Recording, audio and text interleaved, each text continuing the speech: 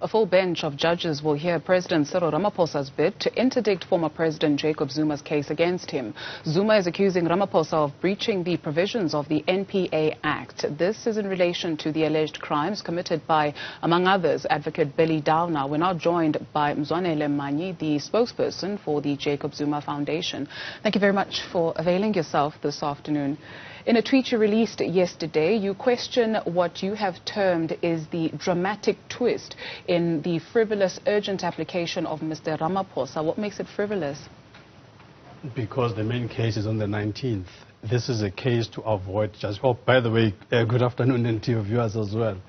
The main case really should be on the 19th of January, where Mr. Ramaphosa would have an ample opportunity to make the kinds of arguments that he's making for this get-out-of-jail card that he's trying to pull.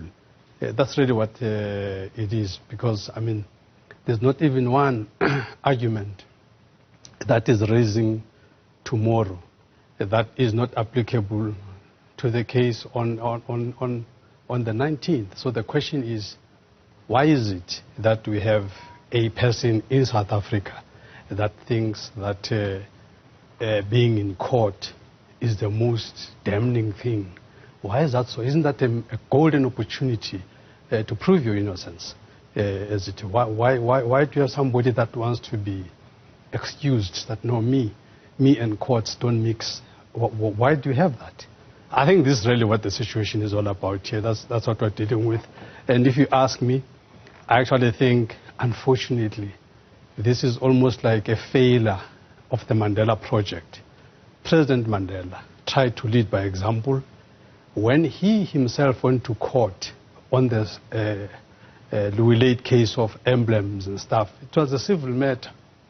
But President Mandela went to court not because he really had to, but he was trying to send a clear message that him, as President Mandela, a stalwart of the African National Congress, a stalwart of liberation, but he is not above the law.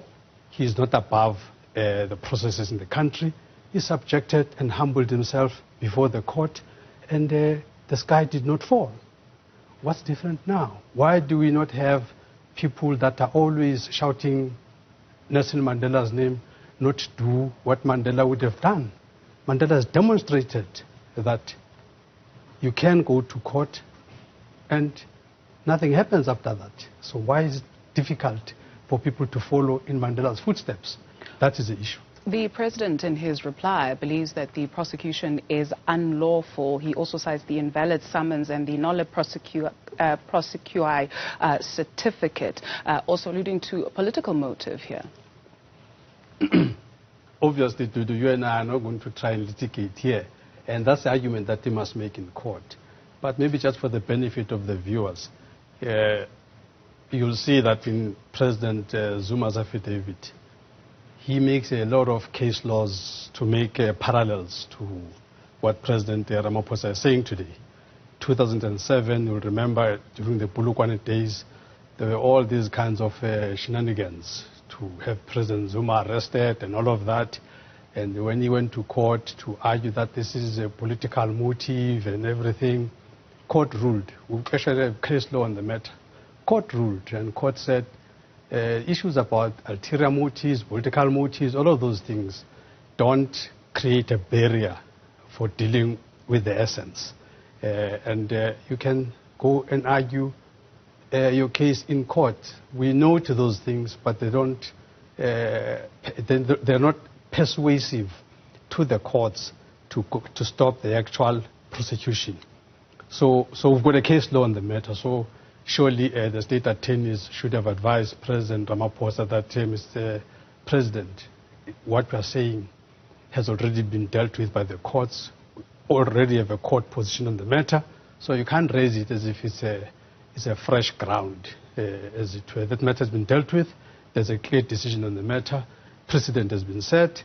This is what actually creates a perception that President Ramaphosa wants to be treated differently. He wants to be treated as if he's above the law. Wants a situation as if, when it's him, the laws that apply to normal people should not apply to him. Why? You know, if you look at our Constitution, Section 9, subsection 1 is very clear that everyone is equal before the law.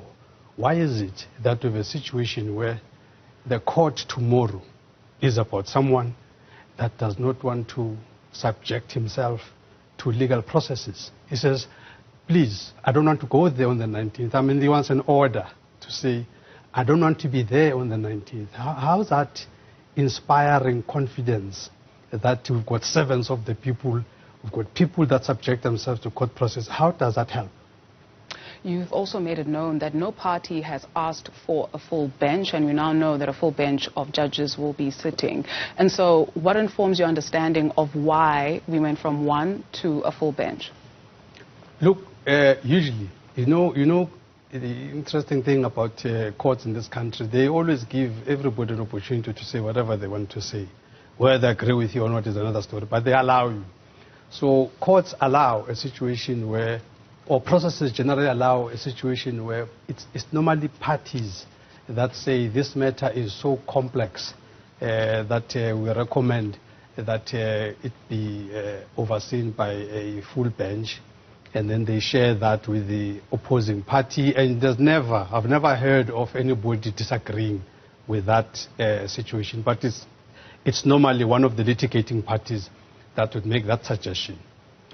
Now, here, all along, we've been dealing with one judge on this matter. And then, a couple of days beforehand, it has changed. Now it's 3 judges and all of that. So we make 2 observations. The first observation that we make as a foundation is that, firstly, it's a welcome development on the one side because it puts to bed the misguided advice that President Ramaphosa had received, that he can ignore these summons and all of that. It also deals with a whole range of people that were mocking this thing, saying trying to trivialize it and all of that.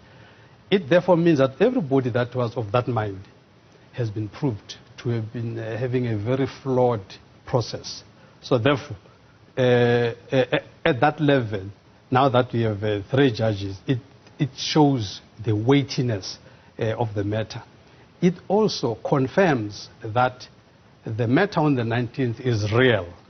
If you have 3 judges that are going to have to deal with the matter that should not happen on the 19th, it means there is something on the 19th. So it's all the reason why the matter should be allowed. I mean, we should not have a situation here like we've had in Parliament. In Parliament, we had a very simple process that was botched by the African National Congress. A very simple process of saying the Section 89 panel must just sniff and see if there's any bad smell in this Pala story. They sniff and they come back, they say, hey, the smell is so bad. We don't know whether it's rotten eggs or whatever it is, but it's a very bad smell. Can the process move forward? You know? Now, if the process was allowed to move forward, then President Ramaphosa would have had ample opportunity to explain how dollars were used as a transacting currency in South Africa. When a dollar is not a legal tender in South Africa, he would have had ample opportunity to explain this thing. He would have had an opportunity as well to explain as to how did he deal with the tax, because clearly there was income that he got from Hazim. Did he declare that, etc., etc.? So he would have had ample opportunity. But ANC came and they used their majority vote to squash that. So President Ramaphosa now continues with a dark cloud of pala hanging over his head. This process is exactly the same. We have a situation here that on the 19th, there is a private prosecution case. The case tomorrow is about almost the same thing as that voting that happened. It's about a situation where there is a group that says, no, let's not get there. And yet when we get there, you get the truth. So why is it that in South Africa we just want to hide the truth? You know, in fact, it also talks to media. You know, people that fought for media freedom, they fought for media freedom to help. You are called the fourth estate for a reason, so that you are part of the voices that helps in terms of accountability. Media should be also saying, please, sir, please, Mr. Ramaphosa, go to the 19th and expose whoever is trying to shortchange you. Why is that? Why are we saving? This process is a clean process. One of the two is going to be exposed on that date. Either President Zuma is going to be exposed for being a vexatious litigant, as he's being accused of. The 19th will expose him. Or President Ramaphosa will be exposed as a person that omitted to do what he should have done. Why are we running away from the truth? So the case tomorrow, it's about shielding. The case tomorrow is about blocking the truth. So South Africa must know this. We're dealing tomorrow with a case of blocking the truth.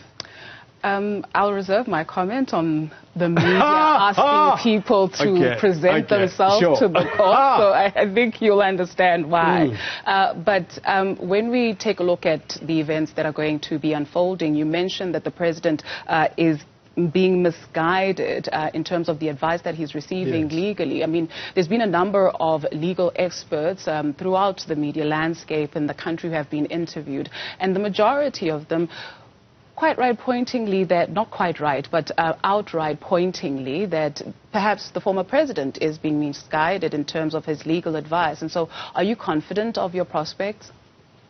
Look, it's interesting to bring the advisors of President Ramaphosa on the table and ask them, in the first instance, did they not know about this principle in law they call Odekral rule, where the kind of misguided advice they gave? For me, I'll give you factual stuff. They gave President Ramaphosa on the 16th of December, state attorneys gave President Ramaphosa a wrong advice. They said to him, he can ignore the summons. So this is state attorneys giving the president wrong advice. Today we are in court because the summons cannot be ignored. So clearly, this is empirical evidence that shows that he was given wrong advice. And I would like you to tell me what is this wrong advice that we're giving. So I'm giving you actual stuff. This is what happened in President Ramaphosa's case. Then the summons were served on the 15th of December 2022. Only on the 27th or so of December, President Ramaphosa lodges his case that we're doing today, and he says it's urgent. Now the question is, where's the urgency on this thing? If on the 15th, 10 days before Christmas, you knew about this, you wait, you do all kinds of shenanigans in between, Christmas comes, Boxing Day comes, afterwards, you come back now all excited. This is urgent, this is urgent. Really, this is now a clear abuse of court processes, isn't it so? I mean, from the man on the street, for me, if you say something is urgent, something must happen now. Also, in his advisors also advised him that, no, this thing does not count, you will get your presidency and stuff. Then he got his presidency in the ANC. Now the question is, after the fact, how do you then come back and say, you didn't want me to the president? I mean, we're having a scolded person here now that says, yeah, you didn't want me to be the president. I mean, this is what we're dealing with here. Because now he's been the president. In fact, President Zuma makes a very important point. He says, you know, people that make these kinds of advices don't even understand the ANC. He makes the point, President Zuma. He says, if I wanted to nail President Ramaphosa, I would have used his own statements at the commission at the Zondo Commission. President Ramaphosa at the Zondo Commission, he said that the ANC is #1 corruption accused, something to that effect. Now, if nothing puts the ANC into disrepute, then nothing ever will. If that doesn't, then nothing ever will. But President Zuma did not use that opportunity to say, you put the organization into disrepute and all of that, and therefore you must fry. He didn't do that because he was looking at the interests of the organization, I suppose, I don't know. But he didn't do that because he's not a malicious person. So very quickly for us, can we expect to see the former president in court on both occasions? Former President Jacob Zuma? I'm almost sure not tomorrow. Because, I mean, I think it's lawyers there that will be doing their thing. On both of them are unlikely to be there tomorrow. On the 19th, I think there's a very high chance. You must remember, on the 19th, President Zuma is the prosecutor, so you can't prosecute in absentia. So he's going to be there to prosecute the matter. I'm almost sure, yeah. 19th is going to be, he's the prosecutor.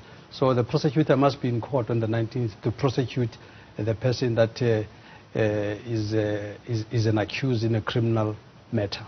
Mzwanele Manyi speaks for the Jacob Zuma Foundation. Thank you. You're welcome.